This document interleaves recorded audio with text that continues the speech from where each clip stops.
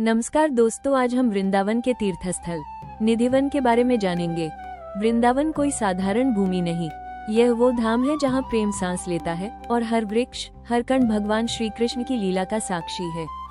आज हम आपको ले चलेंगे उस रहस्यमय और दिव्य स्थान की ओर जहाँ रात्रि में राधे कृष्ण अब भी रास रचाते हैं, जिसका रहस्य आज तक कोई नहीं जान पाया। हम बात कर रहे हैं निधिवन वृंदावन की। इस कथा को सुनने से पहले मन को शांत करें, श्रद्धा से जुड़ें और प्रेम से भर जाएं, क्योंकि यह कथा है विश्वास की, भक्ति की और दिव्यता की। दोस्तों, आपने अभी तक मेरा चैनल सब्सक्राइब नहीं किया है तो जल्दी से सब्सक्राइब और बेल आइकन के बटन को दबाना मत भूलना। तो चलिए शुरुआत करते हैं। वृंदावन धाम भगवान श्री कृष्ण की लीलाओं की भूमि है। यहाँ हर कण में भक्ति, हर वृक्ष में रास और हर हवाओं में राधा कृष्ण की मधुर स्मृतियाँ समाई हुई हैं।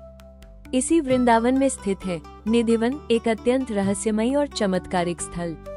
निधिवन कोई साधारण वन नहीं, यह वो स्थान है जहाँ आज भी भगवान श्री कृष्ण और श्री राधा जी हर रात रास रचाते हैं। जी हाँ, आज भी ऐसा कहा जाता है कि निधिवन में रात्रि के समय श्री कृष्ण गोपियों के साथ रासलीला करते हैं। इस दिव्य लीला को कोई भी सामान्य व्यक्ति अपनी आंखों से नहीं देख सकता। यदि कोई देखने का प्रयास करता है तो वह या तो पागल हो जाता है या प्राण त्याग देता है।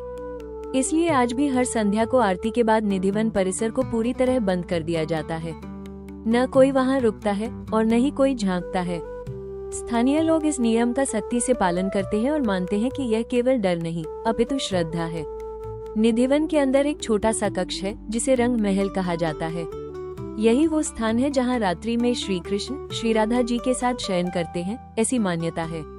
रंग महल में प्रतिदिन रात को फूलों की साज सज्जा की जाती है, बिस्तर सजाया जाता है, दातुन और पानी रखा जाता है और तुलसी की मंजीरियां भी रखी जाती हैं।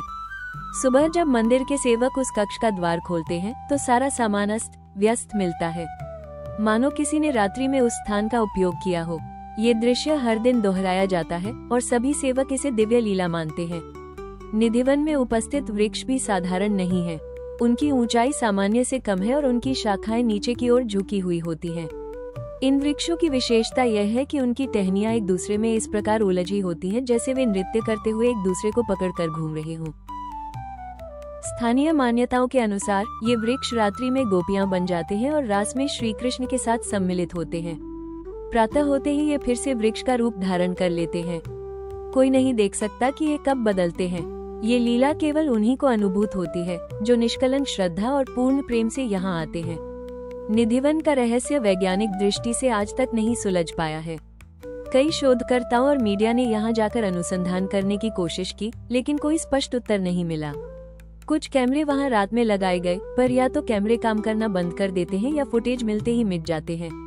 ये सब केवल रहस्य नहीं, यह एक संदेश है कि जहाँ ईश्वर स्वयं लीला कर रहे हो वहाँ तर्क नहीं, केवल श्रद्धा ही मार्ग है। निधिवन केवल एक स्थल नहीं, ये स्वयं भक्ति, प्रेम और परमात्मा की उपस्थिति का अनुभव है। यहाँ आने वाला हर भक्त यदि सच्चे हृदय से राधा कृष्ण का स्मरण करता है तो उसे भीतर से एक अलौकिक शांति और प्रेम की अनुभूति होती है। ऐसा लगता है मानो राधे रानी स्वयं उसे अपने प्रेम में डुबा रही हो। निधिवन की कथा हमें ये सिखाती है कि ईश्वर आज भी हमारे बीच है, बस देखने वाली दृष्टि और समझने वाला मन चाहिए। निधिवन की यह कथा केवल सुनने की नहीं, इसमें डूबने की है। ये हमें सिखाती है कि जहाँ तर्क रुक जाते हैं वहीं से श्रद्धा शुरू होती है। आज भी वृंदावन की हवाओं में राधे कृष्ण की प्रेम गाथा बहती है और निधिवन उसका सबसे मधुर अध्याय है। यदि यह कथा आपके हृदय को स्पर्श करे तो इसे प्रेम से आगे बढ़ाएं और साथ ही लाइक, सब्सक्राइब और बेल आइकन के बटन को दबाना मत भूलना। राधे राधे।